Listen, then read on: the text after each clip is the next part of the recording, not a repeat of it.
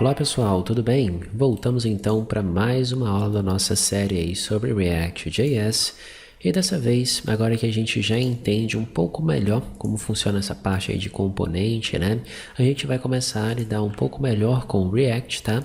Só que para isso, a gente vai parar de trabalhar dessa forma, que é a forma mais simples, mais básica, né? Que até então a gente estava procurando entender o que a biblioteca poderia fazer. E agora a gente vai começar de fato a trabalhar com o boilerplate que é proposto inclusive pelo site do React, né? E ali dentro a gente tem já um padrão a ser seguido muito mais sólido, tá ok? Então vamos lá. Primeira coisa que eu tenho que fazer é já estar aí com o ambiente Node.js, conforme eu já havia falado para vocês, né? Que agora que a gente vai passar a utilizar ele, tá? Até então a gente estava trabalhando aqui somente com HTML, né? E um pouquinho aqui de JavaScript, mas agora chegou a hora da gente trabalhar de fato com o Node.js, porque através dele nós iremos instalar o nosso boilerplate, vamos gerar o projeto e tudo mais, tá ok? Então já estou aqui com o terminal aberto, tá?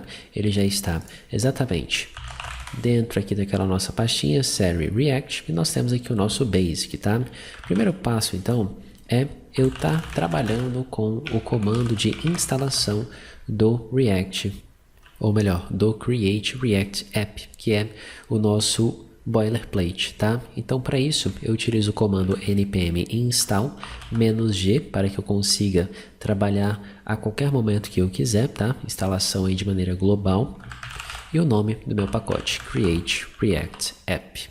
Pressiono aqui um Enter e agora eu vou aguardar o processo ser concluído com sucesso, tá? Geralmente é um processo bem rápido, não é algo difícil de se fazer e logo após a conclusão nós estamos aptos a trabalhar com ele a qualquer momento, tá?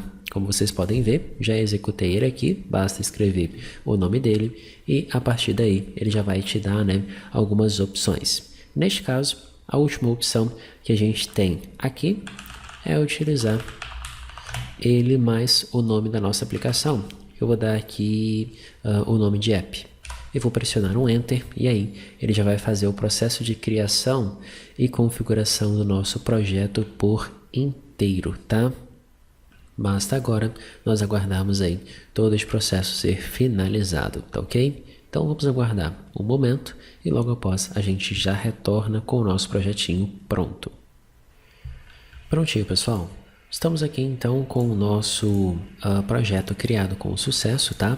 Vocês notem que eles dão aqui algumas instruções, mas não se preocupem em relação a isso aí. O nosso próximo passo então é só acessar o nosso projetinho, tá?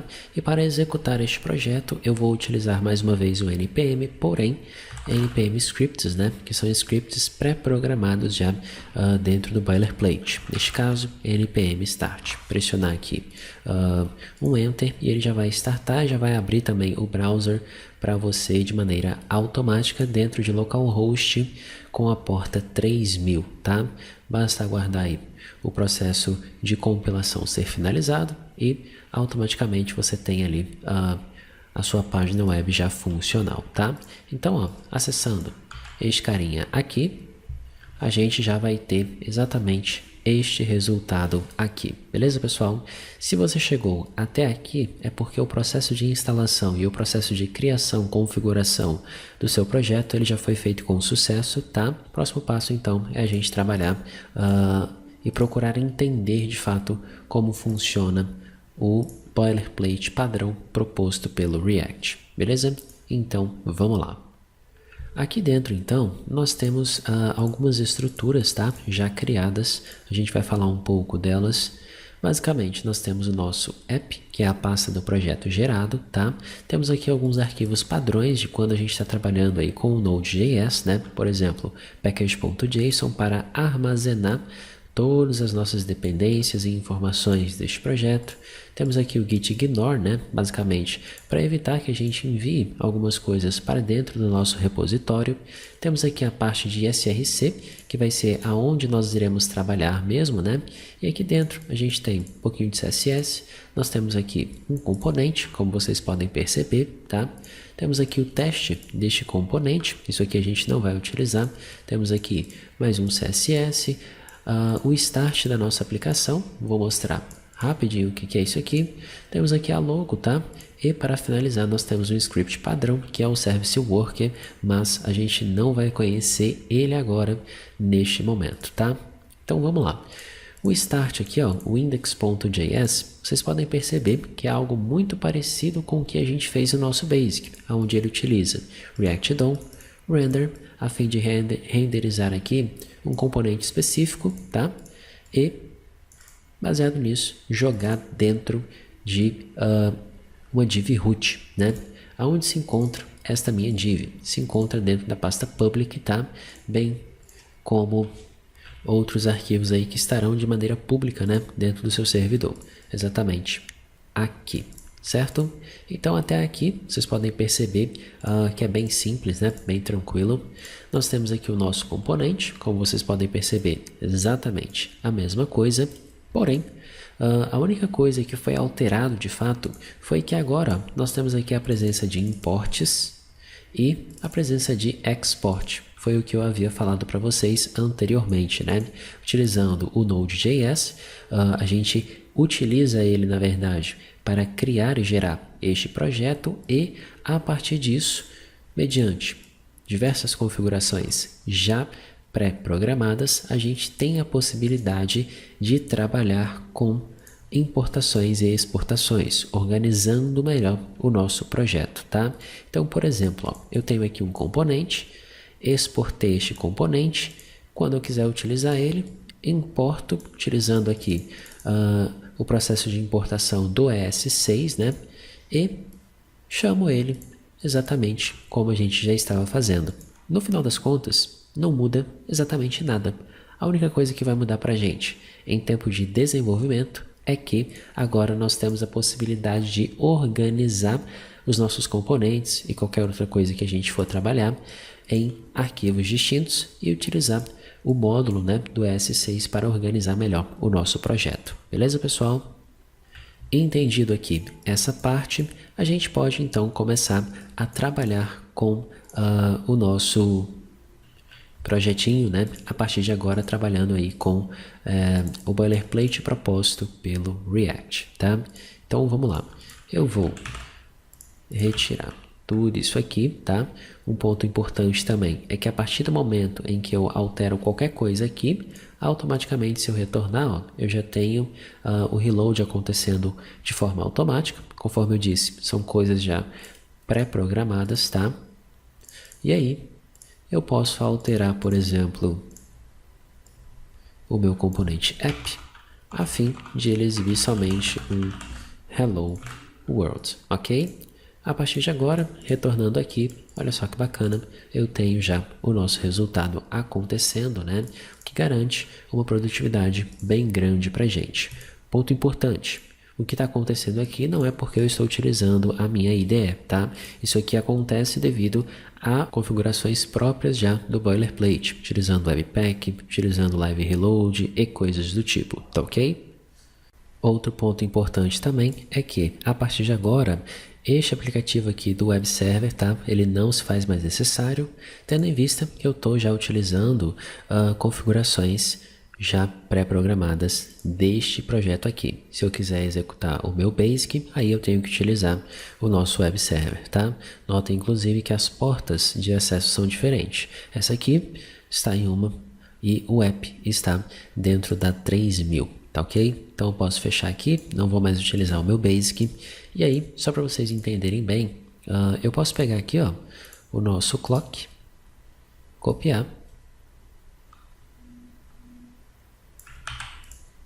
Vamos supor que eu quero criar um novo componente, gero um novo arquivo, tá? Este arquivo ele pode ser gerado dentro de uma pasta específica, enfim, posso criar diversas outras pastas aqui, tá? Não tem nenhum tipo de problema. Jogo exatamente a mesma coisa aqui, a única coisa que eu tenho que fazer agora é incluir determinados itens que eu quero utilizar. Quais são esses? React, por exemplo, né? Então, ó, você pode reparar que todo início de componente eu sempre vou ter o uso do React, a importação do React, tá? Porque quero utilizar ele aqui. Se eu quisesse utilizar qualquer outro item, importaria e estaria pronto para utilizar aqui. Outro ponto importante é que temos aqui a nossa classe. Ela está privada somente neste arquivo. Eu quero exportá-la. Então eu utilizo export the full clock, tá? Feito isso, o componente já está pronto para ser utilizado. O que eu faço? Volto dentro de app, tá? Deixa eu só anteriormente retirar isso aqui para evitar erro. Faço a sua importação, tá? E chamo o meu componente, exatamente igual a gente estava fazendo. Posso passar aqui name, Leonan, afinal estou recebendo esta minha propriedade, ó, aqui dentro, tá? Ao retornar aqui, o nosso reload ele já acontece e o nosso console log ele também já está presente aqui. Ou seja, tudo que a gente fez a partir de agora vai se manter exatamente igual, claro, com uma pequena estrutura, né? Um pouco diferenciada, mas o grosso exatamente igual. O que muda é somente a forma de organização, que fica muito mais simples, muito mais fácil da gente trabalhar, tá? A partir de agora, então, pessoal, agora que a gente já está entendido aí como funciona, né, essa organização, um pouquinho diferente, né, a gente pode começar fazendo um outro pequeno exemplo, tá? Então, ó, vou criar aqui, que vai ser formlist.js, e aí eu vou importar React from React, crio a minha classe formList extends React component export the full form list. Este aqui seria a nossa estrutura padrão, né, neste modelo de organização. Posso trabalhar com o meu construtor sem nenhum problema. Eu vou ter aqui o meu super também. Tenho o meu state, tá? E agora eu vou ter o meu método de render, onde ele vai retornar alguma coisa, tá? Bom, qual vai ser o nosso objetivo para este exemplo? Aprender a lidar com formulários e listas, tá? Então, o que vai acontecer? Eu vou ter um cadastro bem simples, tá? Cadastro apenas de nome, onde eu vou ter aqui no meu state um name, e aqui eu vou ter uma lista que vai ser um array, tá? Lembre-se que o nosso state ele é algo exclusivo do componente, então eu só vou movimentar dados dentro deste meu componente. O que vai acontecer? Eu vou trabalhar aqui com uma div, tá?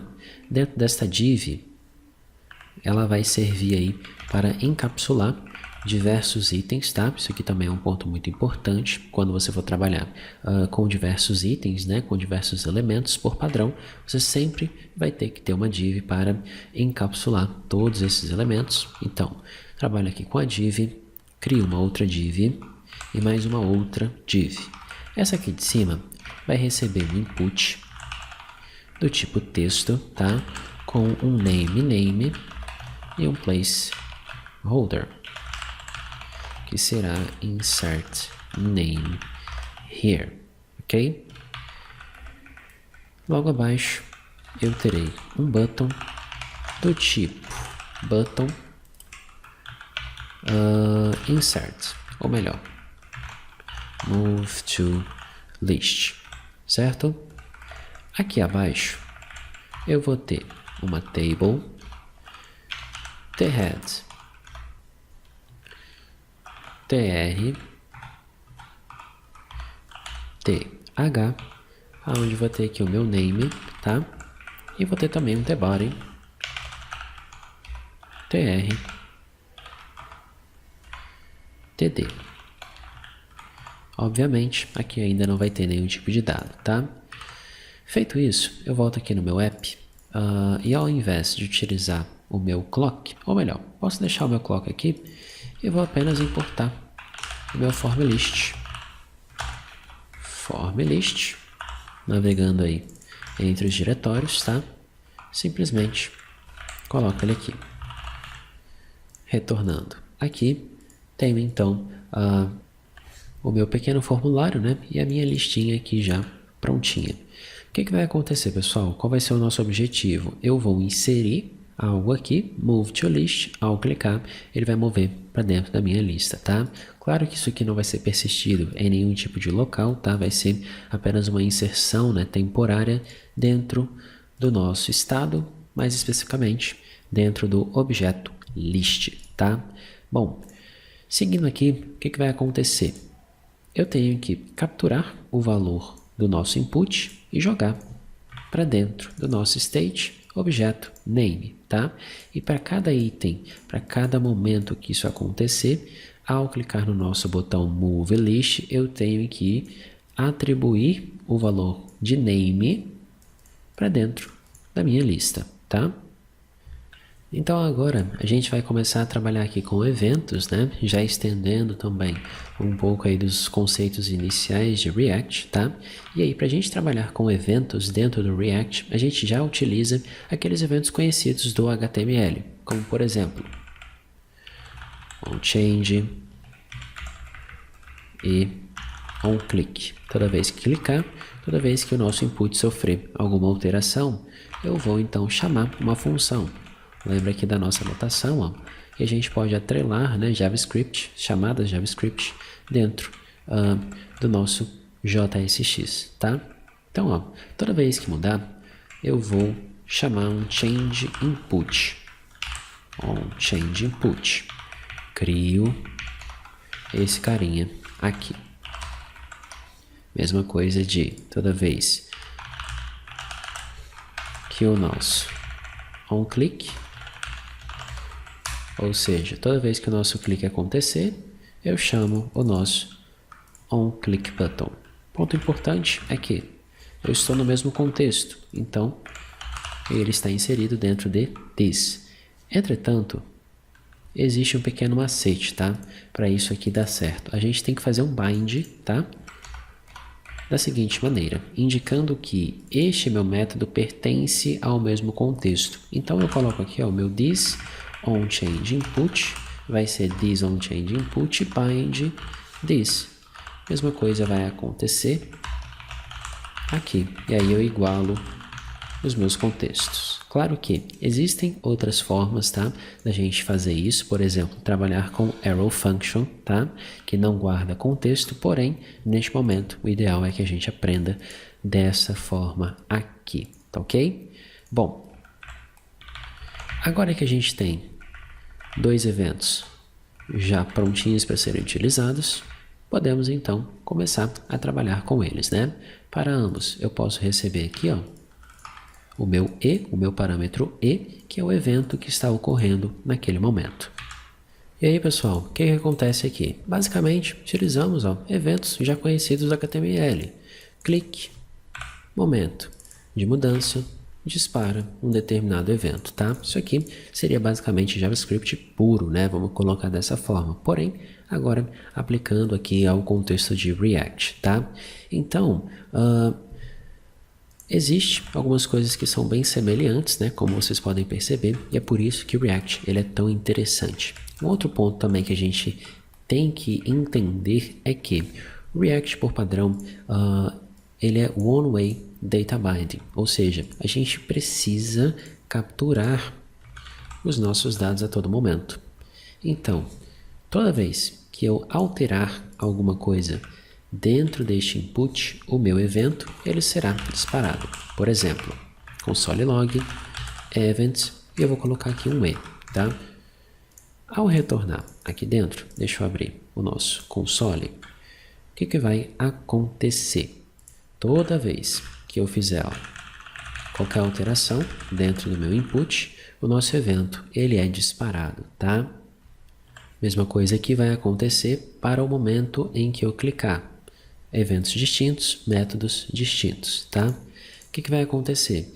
Então, eu quero em momentos específicos, a partir do momento em que eu escrever qualquer coisa, capturar aquela coisa que está escrita naquele momento e atribuir ao meu state. Como que eu posso fazer isso? Utilizando o meu evento, tá?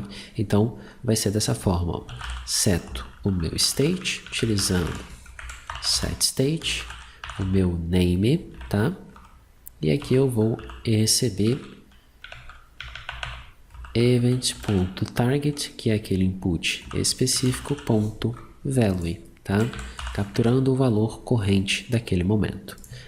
Ao final disso, posso exibir aqui um console log thisState, só para a gente verificar o que vai ocorrer. Passando aqui, ó, olha só que bacana. Toda vez que eu altero algo, agora ele automaticamente já está mostrando para mim. Se eu limpo tudo, ele também, aí ó, já vai mostrando. Limpei mais uma vez. A partir do momento em que eu faço de novo, ele já está aí mostrando tudo certinho, tá? Ou seja, temos aqui então o nosso evento já ocorrendo e o nosso dado já sendo capturado. Talvez você tenha uma dúvida, tá, Leonardo? Como você sabia que era e.target.value?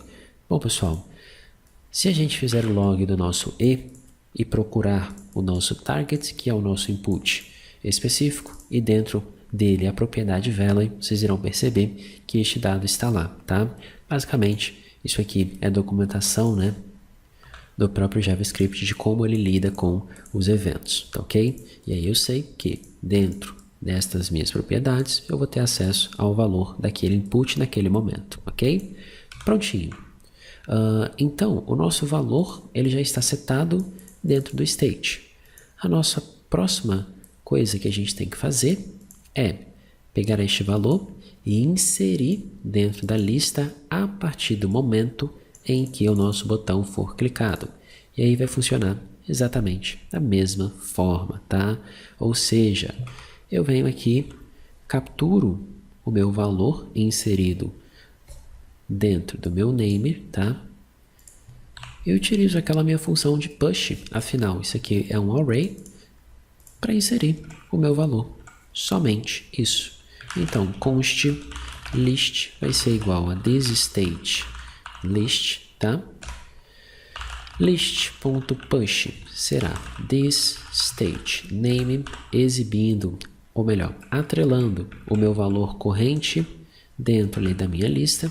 Para finalizar, atualizo o meu state. List será igual a list. Somente isso. Crio uma variável para receber meu objeto específico, sei que ele é um array, utilizo a função para jogar elemento dentro deste array, atualizo o meu state agora com o meu array contendo informações. Ao final disso, faço um console log thisState. Vamos retornar aqui. 1, 2, 3, move to list. Olha só, a nossa lista agora contém um item. 1, 2, 3, 4. Outro item. E assim por diante, tá? Ou seja, mais uma vez, se vocês perceberem bem, a única coisa que a gente fez aqui foi utilizar JavaScript, com exceção do nosso setState. Isso a gente já conhecia, né, anteriormente, devido a já ter utilizado, já saber que ele simplesmente vai atualizar o nosso state. E sabendo que o nosso state ele é atualizado, e a partir do momento em que ele é atualizado, a nossa função de render também é acionada de novo, fica fácil de a gente entender como que eu vou exibir os meus registros na lista, né? Basta eu fazer então um laço de repetição dentro aqui da minha linha e exibir o meu resultado. Para isso, posso utilizar uma notação já conhecida pela gente. Busco a minha lista, utilizo a funçãozinha de map, né, para mapear aí os meus objetos, name e index, que estarão presentes, tá? Sempre estarão presentes. Utilizo aqui uma arrow function. E aqui um ponto importantíssimo, tá, pessoal? Estou utilizando, ó, parênteses, porque eu já quero retornar a alguma coisa. Se eu utilizar chaves, isso aqui não vai funcionar, tá? Então, ó, quando eu quero retornar algo específico, tá? Um ponto bem específico, né? Apenas um item, parênteses sempre. Se eu quero trabalhar o meu bloco, utilizo chaves e aí trabalho de acordo com a minha necessidade. Sei que o meu array contém aqui posições e dentro dessa posição eu já tenho o meu valor. Então eu não preciso acessar nenhum tipo de objeto, nem coisa do tipo. Ó. Só vou aqui exibir, utilizando a minha notação, os meus valores. Veja bem que interessante. A partir de agora, tá? Se eu volto aqui e começo a trabalhar, a nossa função de render, ela já está sendo trabalhada também, né? Estamos exibindo aqui a todo momento que você precisar. Este carinha aqui, não se preocupem, tá? Ele só está dando um warning que é muito simples de se resolver. Basta colocar um atributo key e passar o nosso index aqui para ajudar o React a entender que cada linha dessa aqui é um objeto único, certo? Então aqui, ó, temos aí o nosso resultado já. E agora a gente já entende que o nosso componente possui o nosso state, né? State são dados totalmente exclusivos. Baseado neles, a gente consegue atrelar diversos componentes HTMLs com diversos eventos e ir trabalhando ali a nossa telinha, né? A nossa interface mediante necessidade. Claro que aqui é um exemplo bem simples, poderia utilizar aí uma requisição HTTP para persistir esses dados e coisas do tipo. Porém, este não é o foco, né, deste momento. Perfeito, pessoal? Então, é isso aí. A partir deste momento, basta só a gente entender como integrar bibliotecas terceiras, né, junto a este pequeno projetinho. Para isso, nós vamos para uma próxima aula, beleza? Vou ficando por aqui então, espero que vocês tenham gostado e até a próxima!